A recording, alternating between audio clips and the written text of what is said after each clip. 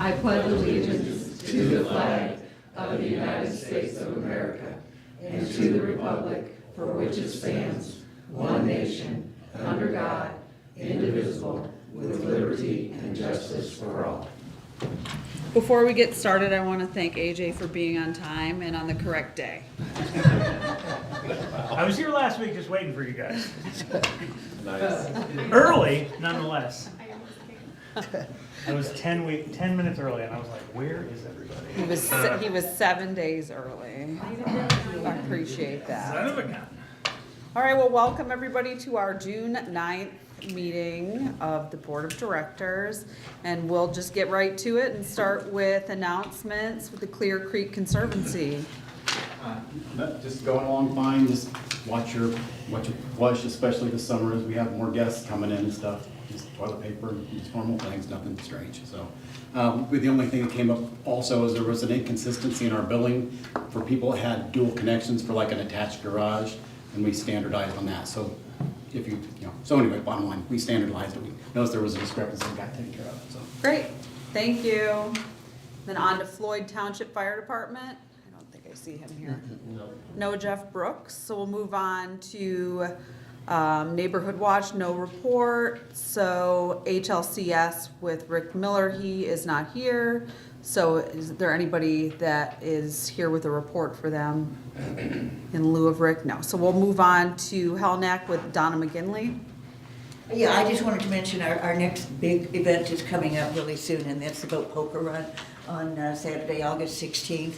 And we're just now putting a lot of things together. And I just want to remind everybody, we do desperately need dock hosts. And we pay a $200 stipend to each dock host for any costs incurred in sponsoring a dock. And give me a call, or you can text me or whatever. If you're interested in being a dock host, we'd really like to have some help with this. We'd like to have 6 or at least 7. How many do you have now? I think we have 3 or 4. So we're making progress. But we've had some people have had some illness and death in their families, so it's impacted some of the folks that were going to participate. And of course, there's nothing, that's just sad. But anyway, we have the same thing planned this year. Cornfield Mafia will be playing at night, and the boat poker run, I think will run from probably 12 o'clock to 4 o'clock. We're going to try and get on and off the lake, at a decent hour or so. But anyway, if you have anything you'd like to talk about with the boat poker run, give me a call. Also, we do have meetings after every single yearly one, and we go through and try and figure out what we can do to make this next year's better. So we've gone over our notes from last year, and we're trying to improve on any issues that we came across last year. And I think that's it. Just if you're interested in attending, there should be a flyer in the newsletter coming up for the July newsletter. Thank you, Donna. And then we have the security call report with Tom Sutherland. Tom Sutherland, Chief Deputy, Putnam County Sheriff's Office. We were in your neighborhood 57 times for the month of May. 7 of those were traffic stops. The majority of the calls were administrative or Signal 30 calls. Basically what those are is the guys are either up here doing boat checks, or the Signal 30 cars, the guys are up here sitting in running radar. They'll actually make a remark in the RMS system that we use that they're up here running radar.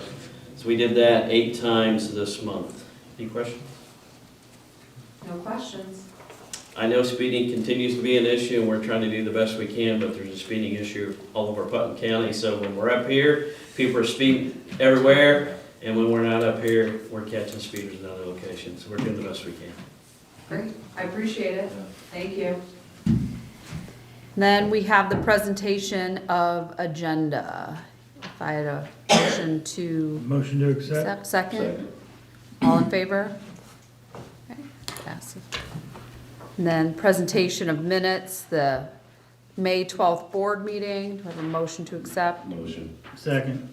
All in favor? Then the May 26th, it was canceled for the wonderful Memorial Day holiday, which was a little rainy. All right, on to the treasurer's report with AJ. Ooh, that's me. Treasurer's report for the month of May. Total income for the month was $274,160. Total expenses for the month are $156,792, with a net income in the positive column of $117,368. Year-to-date, total revenue is $880,568. Total expenses year-to-date, $769,864, with a total positive yearly income so far of $110,704. Short-term cash positions, we have $712,000. Total investments, $92,348. Total available cash, $805,083. We got a bunch. We done good. That time of year. That time of year, gotta get it all in so we can spend it all at the end of the year. Total revenue, we're about halfway to budget. Yeah. About a 2 point, About $2 million budget. right about 2 for the budget. Thank you, AJ. Then we have our board committee reports, A&E committee with Linda McFerrin. The month of May, we had approved one gazebo, 2 shadow box fences, 11 houses, 2 decks, 2 chain link fences, 1 detached garage, and 1 split rail fence. That's all I have. Yeah. Thank you. And then campground with Rick Stevens. Held our second band Saturday night. Good turnout even with the weather the way it was, because let me tell you, it came down. So, we planned ahead for that. We had tarps and stuff up around the band so they didn't get wet. So we've got that in place now. And then we did elect 2 new committee members down at the campground. Linda McFerrin and Brian Locker are now the committee chair and co-chair and all. So that's all we got. Excellent. Thank you, Rick. And just so everybody knows, today is Rick's 29th birthday. So if anyone wants to sing, it's his birthday. I'm not singing. No. All right, then on to the cleanup committee with Nina. We have no report, just heads up, we will have our shred event in August. Thank you. No report from the government. Lake committee with Mike. Current account balance is about $28,225 and change. We replaced that jet ski buoy that was missing, apparently. New merch at the marina, we've grossed $1,000 in revenue. And we still need silent auction items and sponsors for the Feast and Ski. How much did that jet ski marker buoy cost? No clue. Yeah. Ken might know, I don't know.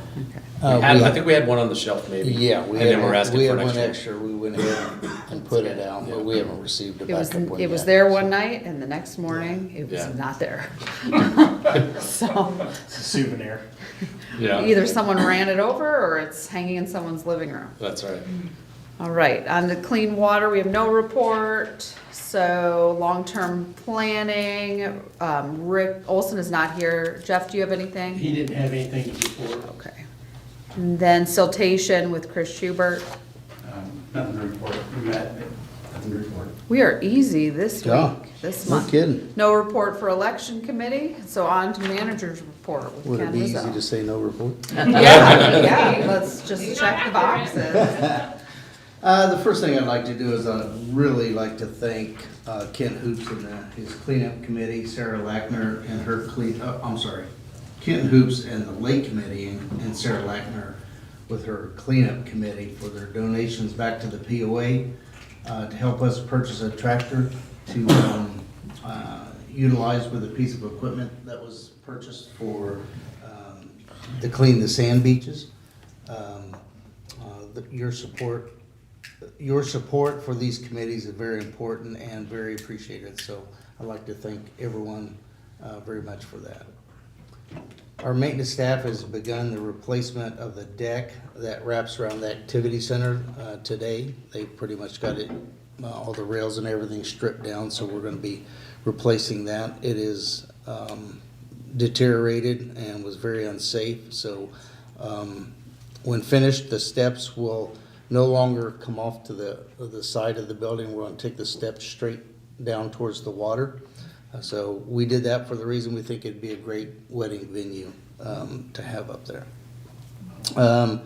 Psalms Haven lease agreement, financial numbers for May are $11,450. This is $330 over last May of last year. For year-to-date, paid to the POA has been $29,623, and that's $1,262 over this time last year. I'd just like to quickly address some of we've had some concerns about the weeds, and that's in the lake, and that's fair assessment. We've had treatment. We'll have another treatment tomorrow. Just to kind of give you a quick synopsis of it, I did post, for anybody that's concerned, I post a letter from Aquatic Control. I have been to enough seminars through Aquatic Control just to know that you can't just dump chemicals in the lake to kill weeds. You're going to have a bunch of dead fish floating. So, you know, I compare it to a baseball player. They get paid millions of dollars and they don't hit a home run every time. They strike out sometimes. What had happened was their first treatment out here, they seen some small growth of weeds, and they treat every 2 weeks. Between that every 2 weeks that was treated, with the weather, and it explains it in there, the weather, sunlight, it just took off. So they did, when I contacted them, they were aware of it from a few phone calls from residents out here. They came out, they treated a very heavy dose, but you can't just keep dumping chemicals in there or you're gonna kill fish. And I don't think everybody wants a bunch of stinking dead fish in the lake. We can't get them out enough. So it predominantly was on the north end of the lake. Every time that they will be treating it, they will be bringing some herbicide to address weeds. It does take 10 to 14 days roughly to start killing them before it starts sinking. So just to know that in my 11 plus years of being here, you know, it's a lake. Things like this happen. I get it that it's our biggest investment out here is the lake, but it's not a swimming pool and things do happen. So I have built a great relationship with Aquatic Control. They're very responsive. During the summer, I'm in constant communication with them on what I'm seeing out on the water, whether it's algae, whether it's weeds, what kind of weeds. I take photos of it. I send it to them so they know what to bring when they come out here. I've heard some people say that we need to invest more. It's not a money issue. They tell us how much we need to spend to take care of our lake. It was just a timing issue that really aggressively popped up within their treatment periods. So just so everybody knows that it is being addressed. I don't like it. I don't live on the water, but I don't like it any more than the people who do live on the water. But it is being addressed. Moving on, I just want to quickly update. I put this information just kind of let the community update them that the health department has been visiting the restaurant, and they would like to see Ed Song create a plan on having more prep area for the amount of volume that they do. So we have been in communication. What you'll see is this rendition of the addition to the back of the restaurant. Benny and I's goal after discussing it first, we want to make sure, we want to make the back of the restaurant look as nice as the front of the restaurant. The thing that has bugged me the most about the back of the restaurant is all the, you know, it's a premier place. It's got a park, it's got a beach, it's got a restaurant, and on the back of it you see kegs, trash containers and stuff like that. So what I've designed on the lower part of it, both of these ends over here are gonna be kind of storage. They're gonna have the white fencing, vinyl fencing that go around it, and then all that stuff is gonna be, give them a place to store their kegs and their grease traps and stuff like that.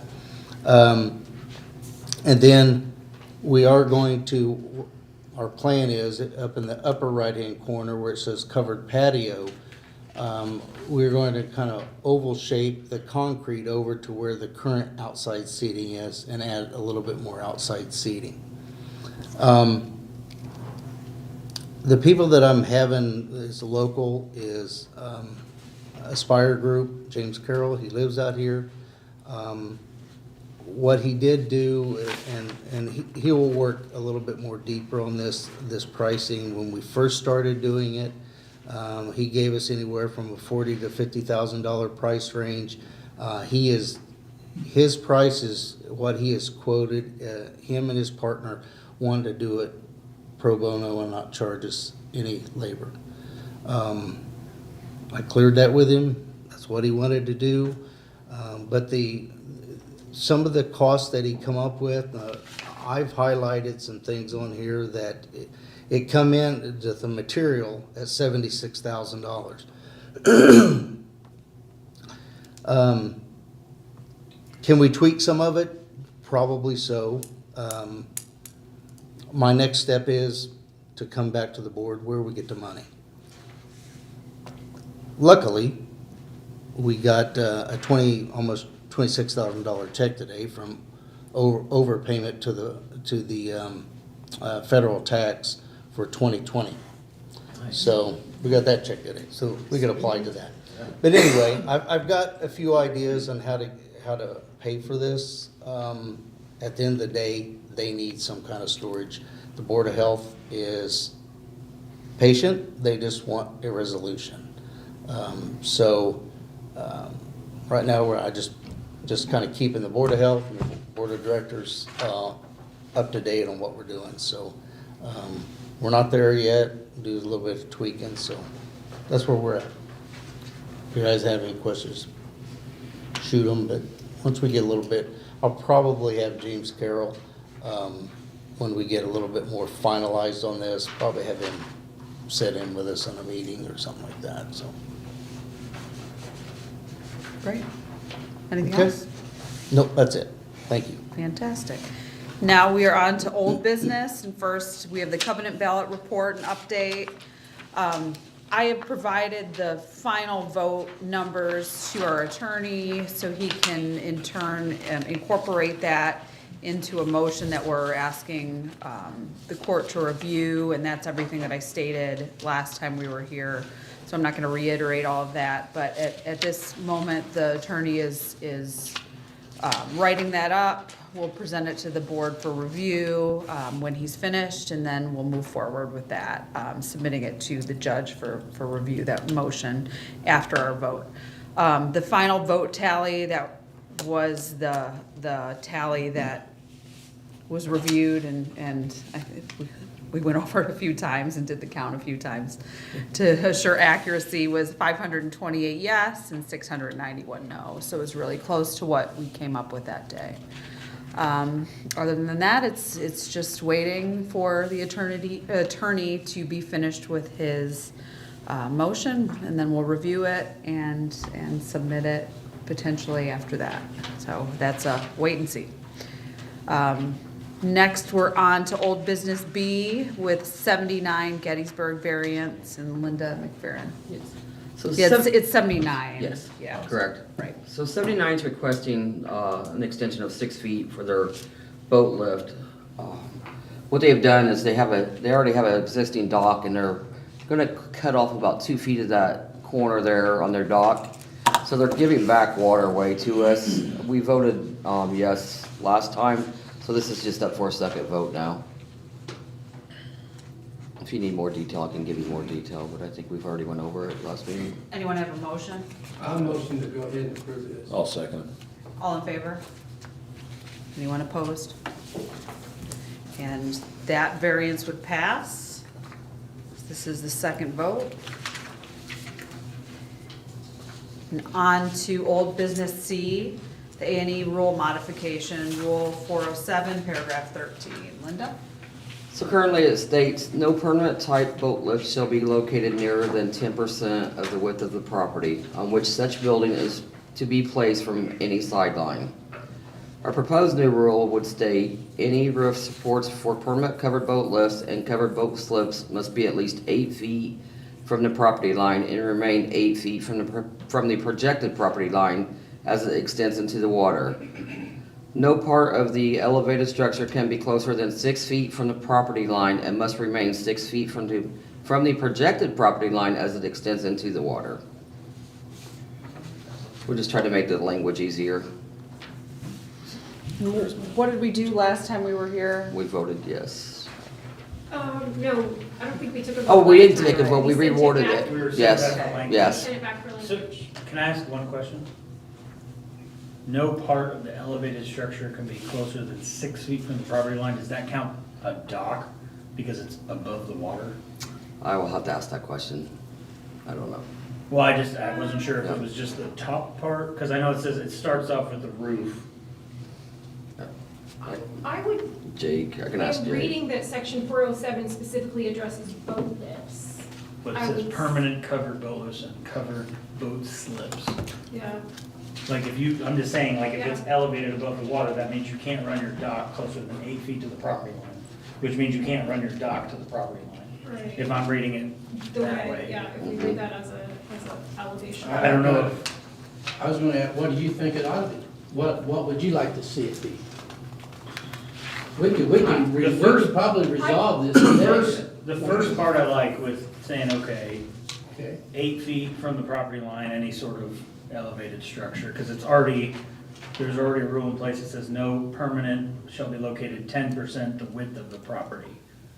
Okay, so we're just clarifying how far. Right. But the second part where it says no part of the elevated structure, now if we could just define an elevated structure as anything above the dock, like anything that is from the Question? deck of the dock Up.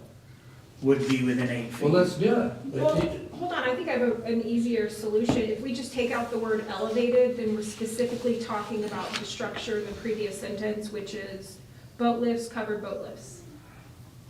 Those are the only two structures in the previous sentence, right? Roof supports for permanent covered boat lifts and covered boat slips. Must be So 8 no feet part of from the property line, structure. Remain from the projected extends in water. Do you feel like that would make it more clear? No part of the structure can be closer than 6 feet from the property line and must maintain 6 feet from the projected. I don't know. What's our legal counsel say on this? I don't know what the intent Can you legally is. use this for us? I don't, I'm not certain what the intent is. I think it depends on that. You don't know, Linda, can you get a clarification? Yeah, I'll get a clarification. I see Maybe- where you're going with that, Nina. Just take out the word elevated. And then we're just Right. talking I think about the we're good. structure itself. That might be the key. I mean, that's fine. If it just points back to that, I just want to make sure that we don't put ourselves in a Leave ourselves rule, open. and then people say, oh, well, you can't run your dock to the borders of your property. And then Right. that becomes a whole nother terrible A&E situation that I don't think anybody wants to have to go through with. I make a motion that we approve the new rule and take out the word elevate and go with it. That's my motion. I second that motion. All in favor? Let's go. Let's do it. Anyone opposed? Until I Lizzie's wait right. 10 minutes to hear the answer. Hmm. Jeff. Jeff's on a move. All There's no right, game on tonight. so that would be our first vote, so we can always come back. That's right. All right, and on to the hunting target practice rule. As far as at this point, I think right now the board is in discussions over the best way to move forward with the language on a potential rule. I think we need to have some discussions as a board on the intent and how we propose to enforce that if it's something we add to our rule book. So right now, I would implore everyone, if they witness unsafe shooting near them or at their house, something that could potentially impact someone's health or well-being or cause injury, to call the sheriff's department and have them investigate that.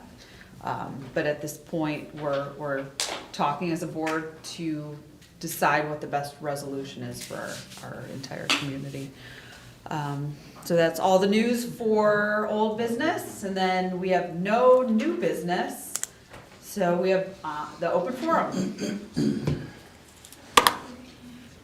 Gary Dixon at 298 Mill Springs. Safety is my concern. You can look at Facebook if you want. I made a post the other day.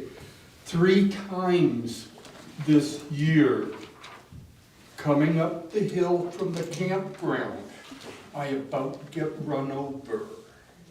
People are ignoring those signs up there at the top. One lady told me, I didn't see the stop sign. For me, yeah, you didn't see the stop sign, but you should have read that orange sign below the stop sign. I'm not sure if it was last year or the year before. Last year I was going through chemo, so I did touch wheels with my golf cart and a car up at the top. Something needs to be done. I can read a bunch of comments if you want. Been 3 times in 2 months. Yeah, 3 times in the past 2 months I've gone through this. I understand that. So as far as enforcing stop signs and anything regarding driving laws, that would come to the county or the sheriff's department. We don't control the signs, and we don't control the enforcement of driving infractions. So at that point, I think it would be prudent, if you see a lot of issues at that stop sign, to bring that up to the sheriff's department. And then perhaps if you have a recommendation for a change there, that is something that could be brought up at a county commissioners meeting. Okay, well, part of my train of thought, I'm sorry, but I'm going to press this a little here. It is my understanding that the POA is paid for 2 cameras. Okay. Oh, So the that's cameras are license plate reader cameras, and they're something that they're more of, there's some rules about reviewing those. So they're not a camera that you could go back and watch if somebody drove through a stop sign. They just capture a license plate, and that is it. And it goes into a system that reads that license plate that's accessible by law enforcement if they're in an investigation, or if they happen to be sitting there with that program open. It's not something that records somebody going through the stop sign. Okay.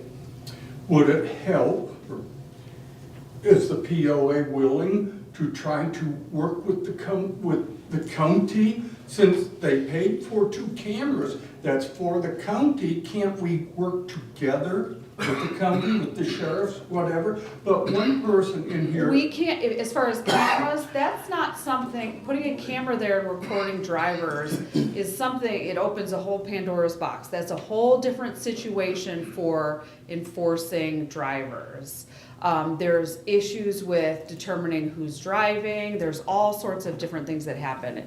Enforcing traffic infractions with cameras is a rocky road, I should say. So there's a lot that goes involved with it. It's not just capturing someone's license plate and saying, oh, they drove through that. It's harder to prove than you think, so law enforcement really can't rely on a camera like a Ring camera or any other type of camera to be able to enforce that type of traffic infraction. Well, I understand it's easy to get going fast in here. I understand it, and I think I've seen your truck pull people over in front of my house. But it's just a matter of, how many speed signs are in this complex? I count 3. And Ken, you probably know better than me. There's more than 3. There's more? Yeah. Well, probably not enough. Gary, I'll tell you that the answer to that intersection is a 4-way stop. But the reason it's not a 4-way stop because of the hill. People get stopped at wintertime and they can't make it up the hill. Yeah. So that's the reason it's a 3-way stop. But Well, yeah. Can we, so I can only go to the county, you're not willing to, the POA isn't willing to help me go to the county and say, we need some extra. How about those lights that go around the stop signs and, you know, they're just LEDs? You know, we need to draw attention because people aren't even reading that stuff. I don't have any, I just recently had that intersection cleared out with the brush cutter. So Yes. they have trimmed it back. So Yeah. in my opinion, my wife drives the school bus. She said it helped tremendously when they did that. So I don't think right now visual is a problem. It's just people just, it's not, from my days on the sheriff's department, it is not just that intersection. People do not use turn signals out here, and they do not pay attention to stop signs, and that is all over this lake. I understand, but we've got a campground that uses that hill. We've got to watch out for our own people too. Gary, is there a resolution that you'd like to hear us say? Well, I'm just asking, just because okay, like. I'm not, I I'm just wanna saying really expedite. your hands are tied because it has to be with the county. Right. But if I just go before the county, how much are they gonna listen to me about trying to get something to show those signs? If I go to the county with a little backing from the POA here, If you go to the county, I go to all the meetings. Okay. I'm there. okay. So I can contest that it is an intersection. intersection. It is an intersection that people frequently do not stop at. What their answer for the resolution is, I don't know. I don't think a flashing sign is a bad idea. Well, yeah, but see, one of the people. Till you get the neighbor And you complaining can about see the lights. comments. Right. You can see the comments on here, POA here. One person said they got stopped by the police for not stopping going north on that, coming up the hill. The police officer, according to this person, didn't even understand that there was no stop sign there. Right. I wouldn't know where all the stop Well, you signs know are what? anyway, they're already I fixed. would bet Mr. Sutherland would probably put an officer to roll around that area a little more often now that he knows that's a high target area That would for. be nice. because Somebody's gonna get hurt really bad there. Somewhere along the way. Well, if we're gonna talk about people getting hurt, I could go on for about 2 hours Yeah. with golf carts and children on golf carts. Because I have had about my fill, I hear you. these little children out here running around, they're gonna get run over by a dump truck one of these days. Oh, yeah. Cause I saw it, they couldn't have been 12 today. Yeah, and there's supposed to be And there was 4 of them 16. on a golf I cart, think I flying saw down it. Heritage Drive. And I was just sitting there going, as we're driving by with dump trucks and other guys are driving semis or triaxles and everything. Now that kids are out of school, weekends, it's all day long. I mean, every it day. is, that is my greatest fear in the world, is that somebody pulls out off one of these side roads I hear with you. with a golf cart and gets smoked by a school bus or whatever else is rolling around. So that is my number one fear, driving around here with all these golf carts. And I'm glad you brought that up, because that was a segue that I wanted to take anyway. Campground, a lot of the kids in the golf carts come from the campground. Yeah, it's all over. I appreciate Yeah. you coming to our meeting, but I would say in the future, when you see something that's a consistent problem like this, definitely, until the sheriff's department is made aware that it is such a prolific problem, they don't know that there needs to be enforcement there. And so definitely following up with them would be your best course of action. I mean, it's fine for you to wait a month and come to the meeting, but during that month, you know, when you see the infractions happen, it's definitely a call to make to the county. Well, it's been 3 times in 2 months for me. Gary, can you find out how much one of those flashing stop signs costs? Is there a way? I'll dig into that. And if you come back next month and let us know how much it costs, we I'll at least look not into have a that. dollar figure. Yeah, with a little, So, Need 3 of solar them, panel right? on top, yeah, something like that. But, you know, the stop sign should have red and that little sign there should be orange. Well, why don't we look into it? Look, can't hurt, Okay. can't hurt I'll look into trying to it. do something. Another you know. sign Yeah. under it. Another option is when they paint stop ahead on the road. I don't know how effective that is, but Well, at that- least is one more way to get their attention. At that corner that's coming down from Groveland, and that whole road is dark, you know? Yeah. So that's another problem that's involved. But the people just, the last gal, to say that she did a rolling stop is to give her a lot of credit. Okay? She blew through it. All right, well, I think we have a So, plan with that. thank you. So, you're welcome. I was just gonna add, one other suggestion I've seen is like reflective strips on the posts of stop signs that help get your attention in the dark. I think the issue is maybe not necessarily stopping, it's just people assuming that it's a four-way stop. So, And they don't see the three cars. lived out here for years that know And that. they just blow through it. Right. They blow And then through you've it. got new people coming in Right. that don't know it. right. Lights would be helpful. Well, thank you. Okay. Do you have anyone else for the open I'll look forum? into Yeah, that. thank you. Yeah. Anyone else for the open forum? This is Susan Zeller, 79 Gettysburg, and this is more of a food for thought. I've been watching some on the archery. We have a deer issue. People feed them, they just stand and watch you go. So I don't know at what point we may need to consider some sort of an option for control on that.